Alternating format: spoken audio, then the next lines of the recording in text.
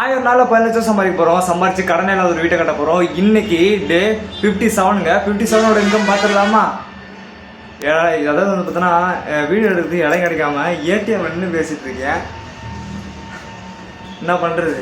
Income பார்த்துடலாம். பார்த்தீங்கன்னா இந்த ஒரே ஒரு பாக்ஸு திண்டுக்கல் தலைப்பாக்கடி பிரியாணியில் ஒரு ஆர்டரு 1.5 மணி நேரம் வந்து பார்த்தீங்கன்னா இந்த மழையில் நின்று வாங்கிட்டு போகிறேன்.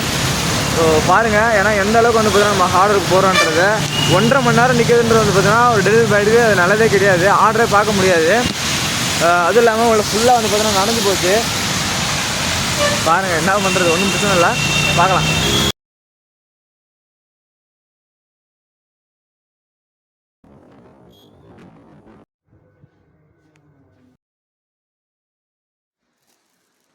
டோட்டலாக எத்தனை மணி நேரம் ஆன்லைன் இருந்திருக்கோம் அப்படின்னு பார்த்தீங்கன்னா 12 hours 55 நிமிஷம் பார்த்தீங்கன்னா ஆன்லைனில் இருந்திருக்கிறோம். எத்தனை ஆர்டர் பார்த்துருக்கோம் அப்படின்னு பார்த்தீங்கன்னா 38 ஆர்டர் கிட்ட பார்த்துருக்கிறோம். ஸோ இதில் ஆர்டர் ஏர்னிங்ஸ் ஆகணும் இல்லையா? ஆர்டர் ஏர்னிங்ஸ் மட்டும் எவ்வளோ திரும்ப ஓட்டியிருக்கிறோம்? 2244 ரூபா ஓட்டியிருக்கிறோம் ஆர்டர் ஏர்னிங்ஸ் மட்டும். இதில் அதிசயம் என்னன்னா, நம்ம வந்து பார்த்தீங்கன்னா இன்சென்டிவ் வந்து பார்த்தீங்கன்னா நம்ம 3 முடிச்சிட்டோம்.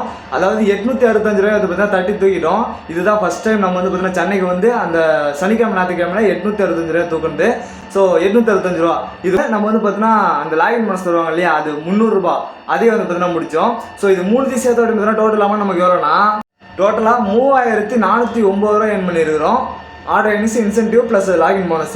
ஸோ இதில் நம்ம ஆல்ரெடி சேர்த்து இல்லையா, அந்த அமௌண்ட் கூட சேர்த்து பார்த்தீங்கன்னா டோட்டல் அமௌண்ட் நமக்கு எவ்வளோனா 1,14,023 ரூபா எர்ன் பண்ணியிருக்குங்க. டே 1லேருந்து டே 57 வரையும். 58ல் பார்க்கலாம் கைஸ். பாய்.